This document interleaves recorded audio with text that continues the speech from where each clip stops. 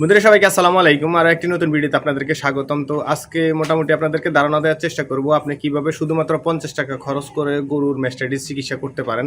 আমরা সাধারণত যারা গরু পালন করি, গরু বাছুর দেওয়ার কিছুদিন আগ থেকে অনেক সময় বান ফুলে যায়, তারপর হচ্ছে বান শক্ত হয়ে যায়, তারপরে হচ্ছে যে আপনার ম্যাস্টাইটিস, যেটাকে অনেকে ম্যাস্টাইটিস বলে থাকেন, অনেকে বাত আসা বলে থাকেন আর কি।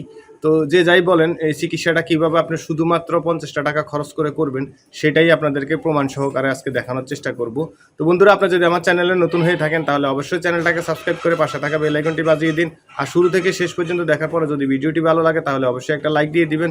আর এই বিষয়ে যদি আপনার কোনো মূল্যবান মতামত বা প্রশ্ন থেকে থাকে তাহলে অবশ্যই কমেন্টে লিখতে পারেন, আমরা অ্যান্সার দেওয়ার চেষ্টা করব। তো চলুন ভিডিও শুরু করা যাক। তো বন্ধুরা, এই হচ্ছে আমরা যে গাবিটাকে দেখতে পাচ্ছেন, এই গাবিটা আমরা গত 3 দিন আগে কিনে আনছি। আর এখানে যে গাবিটা দেখতে পাইতেছেন এটা হচ্ছে যে আমাদের খামারের বকনা ছিল। মোটামুটি পঞ্চম রমজান, মানে প্রায় 7 দিন আগে এটা বাচ্চা প্রসব করছে আর কি। তো এর আগে হয়তো আপনারা ভিডিও দেখছেন, আমরা খামারের নতুন অতিথি আসছে সেই হিসেবে একটা ভিডিও তৈরি করছিলাম আর কি। তো ওর প্রচুর পরিমাণে বাচ্ছিল। ও যখন আপনার বাছুর দেওয়ার 5 দিন 6 দিন আগে থেকে ওর বানটা একবার শক্ত হয়ে গেছিল। তো মোটামুটি কম ছিল তখন। আর যখন বাছুরটা ডেলিভারি হয়েছে এরপর দিন থেকে মানে মোটামুটি অনেকটা বেশি হয়ে গেছিলো আর কি। তো এটাও আমরা কিনে আনছি। দেখেন, এটার এখনও এই বানটা মোটামুটি কমে গেছে, আর এই বানটা এখনও আছে, মানে ঠিক এতটুকু পর্যন্ত মানে উঁচু ছিল এটা। আর অনেক শক্ত ছিল, এই চামড়াটা টানা যাইতো না, এখন তো মোটামুটি টানা যাচ্ছে। তো আশা করি 2-1 দিনের ভিতরে এটাও সেরে যাবে।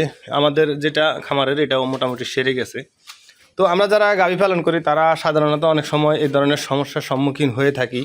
তো এটা আসলে মূলত কিভাবে চিকিৎসা করবেন, একবারে খুব কম খরচে, আপনার 50 টাকার মতোই খরচ হবে। আপনি যদি ডাক্তার আনতে যান সেই ক্ষেত্রে অনেক টাকা, ডাক্তারের ভিজিট টিজিট মিলে প্রায় দেখা গেছে অনেক টাকা খরচ পড়ে যাবে। আর যদি কিছু কিছু ইঞ্জেকশন আছে যদি এগুলো ফুস করা হয় সেক্ষেত্রে অনেক সময় দেখা গেছে আপনার গাভীর দুধ অনেকটা কমে যাবে। এটা আবার ফিরে আসতে বা ঠিক হইতে অনেকটা সময় লেগে যেতে পারে। আবার কিছু কিছু সময় ওটা ঠিক নাও হইতে পারে। দেখা গেছে আপনি 12 কেজি 14 কেজি দুধ পাইলেন, সেইটা দেখা গেছে 8 কেজিতে চলে আসলো।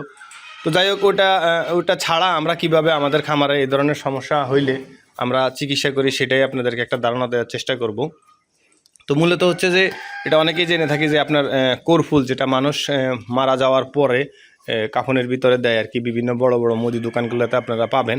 তো এটা যদি আপনি সকাল বিকাল সরিষার তেলের সাথে মিশিয়ে যদি পুরো একবার এই যে পুরো ওলানটাতে যদি ভালো করে এভাবে আপনার করে দেন,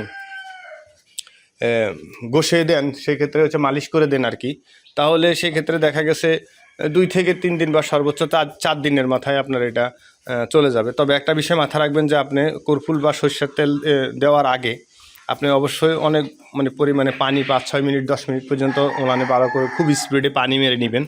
তাহলে সেই ক্ষেত্রে হবে কি যে আপনার পানির কারণে অনেকটাই কমে যাবে। আর যখন আপনি কর্পুল আর সরষের তেল দিবেন তখন দেখা গেছে আপনার আরও কমে যাবে আর কি।